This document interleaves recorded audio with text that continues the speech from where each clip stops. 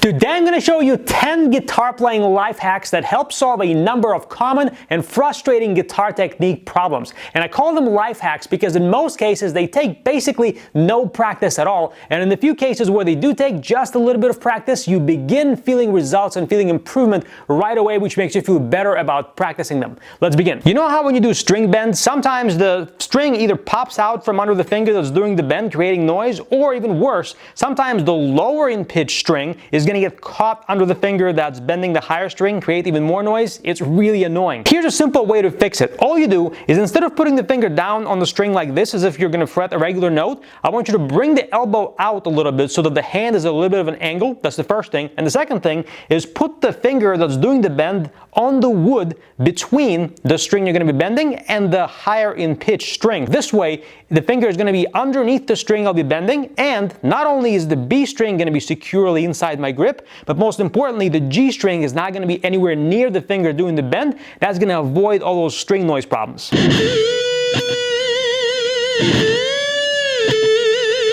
It works. Everybody wants to know the best way to hold the pick for maximum speed. Here's a little trick. What you want to do is you want to hold the pick as close as possible this way, closer to the power joints of your hand that are going to be doing most of the picking. In my case, it is the wrist joint because I use what's called wrist dominant picking. So what I did was instead of putting the pick on the side of the first joint of the index finger where I used to have it for many years, this worked okay, but I realized that this was not getting the pick as close as I could this way towards my wrist joint. So what I did was I decided to slide it closer towards the second joint, right where the crease between the first and second joints on the finger is, right there. I put the pick right on that crease, put the thumb on top of it so it looks like that from this angle, and see how the thumb hangs over the edge of the pick like so.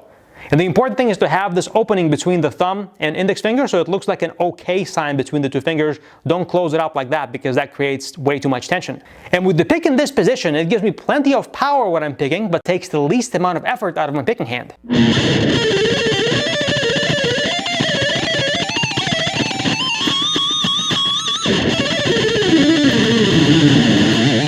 It works. Many people struggle to play arpeggios that have finger rolling motions in them. You know, we have to fret several notes across different strings on the same fret with the same finger. If you do it wrong, it sounds like this.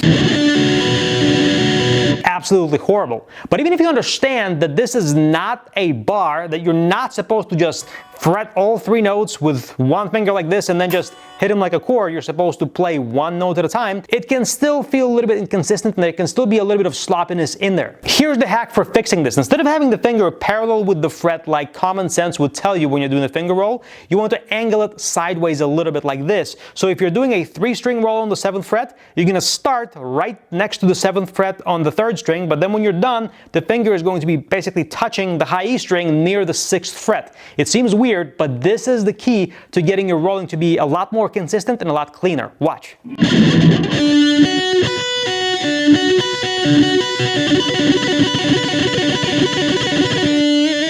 Try it out, it works. And of course, it does not matter if you do rolling in the beginning, middle, or end of the arpeggio, or which finger you end up doing the roll with. It still takes the slight diagonal path with the finger across the frets to do the rolling consistently and cleanly. Watch.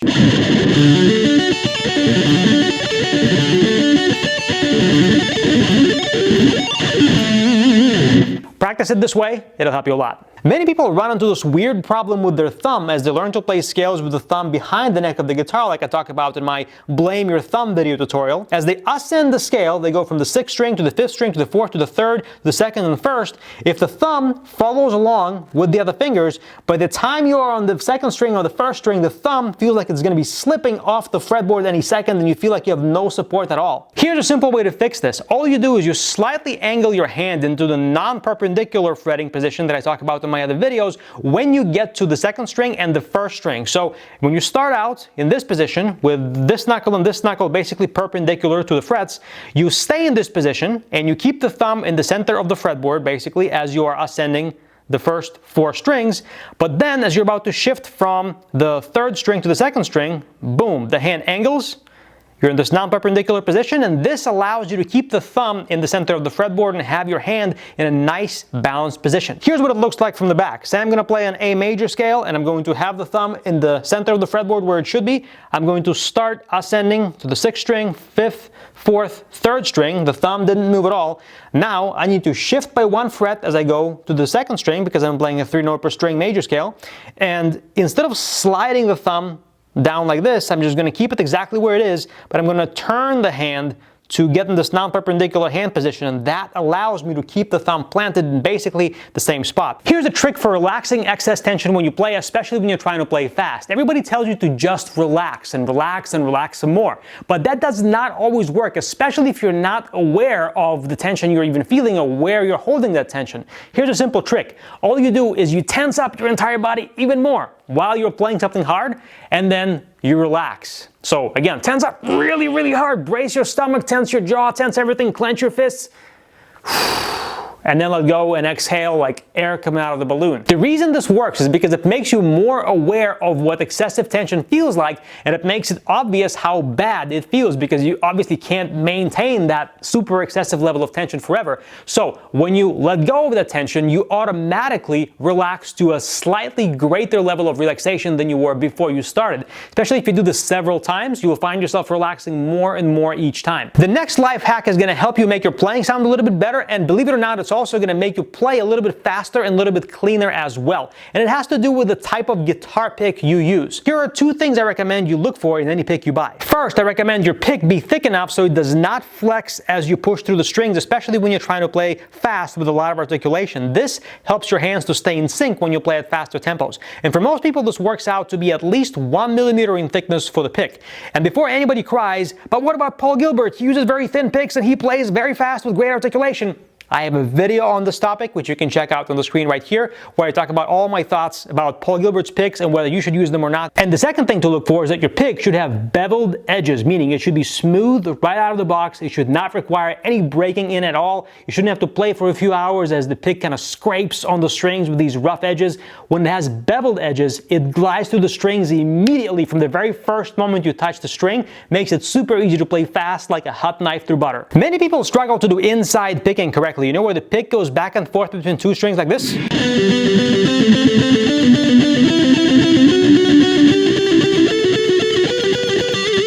And a big part of the problem has to do with the name itself. I don't like that name inside picking because it implies that your pick is literally stuck inside the space of the strings the entire time. But that's not what actually happens. Because if you take this too literally, here's what happens. You do the first downstroke, let's say on the G string, and now if my pick is between the G string and the B string, to get to the D string without coming outside the space of the strings, my pick is going to knock into the string I just played, and obviously that's going to create a mess. The same thing happens when I do an upstroke on the D string. My pick is now inside the space between the D and the A strings, and without coming outside the strings, this creates a problem for me when I'm going back and forth between 2 strings like this. A better way to do this is to do a down and away motion with a slight wrist extension on every downstroke so that your pick comes outside the space of the strings, so it's not straight down, it's down and away. And this way you have enough clearance to get to the next string to do an upstroke there, and you do an up and away motion so it's outside the strings again, not straight up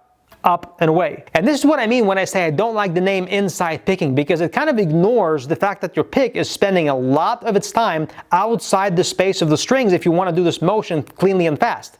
And the irony is your hand already tries to come outside the strings, but if your brain keeps thinking inside, inside, inside, it's actually fighting what your hand naturally wants to do the motion correctly. Now, some people struggle to find a proper position for their picking hand when they're playing. They wonder if they should be closer to the bridge or closer to the neck or somewhere in the middle. What I tell people is instead of focusing on the wrist, start with the shoulders. Focus at the top, get that right first, and that's going to guide your wrist position, not the other way around. Here's what I mean.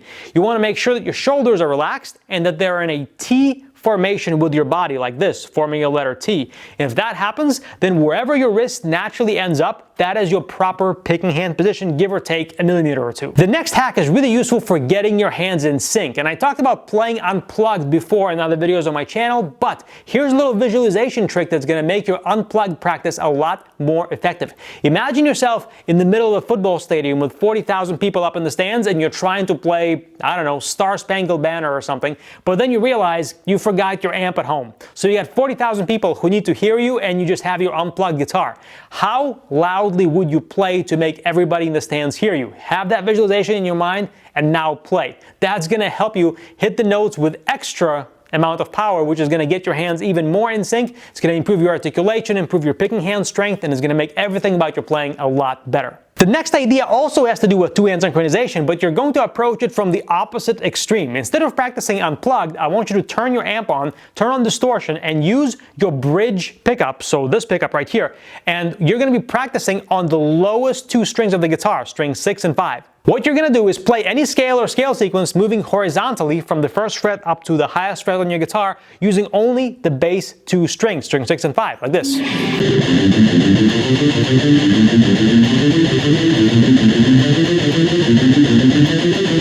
And so on. The reason this is effective is because it forces you to develop more picking hand power and stamina by staying on the thickest strings of the guitar where we usually don't spend a lot of time, especially as lead guitar players. Most of the time when we play our faster licks, we're playing on the treble strings, on the G, B, and high E strings, but when you're staying on the lower strings, you'll quickly find that it's kind of hard to articulate the notes, to keep your hands in perfect sync, to make all that happen with good palm muting, and it's going to force you to develop a lot of power throughout your wrist, throughout your forearm, and when you're just going back to your regular licks, they'll feel a lot easier. Let me know down in the comments which of the life hacks was the most helpful for you, which one you had the most fun applying in your practicing. If you want some more help with building your guitar speed but you hate slow practice, hit the link in the description of this video or go to the page that's on the screen right now. I'm going to show you a free 1-hour masterclass called Guitar Speed Formula. What it is a new way to build guitar speed that does not rely on the old starting slow and gradually building up speed in small increments approach that, let's face it, doesn't really work all that well a lot of the time.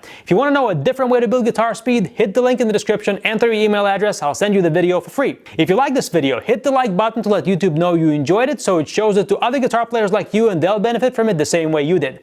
This is Mike Filipov, guitar practice expert from PracticeGuitarNow.com. I'll see you next time.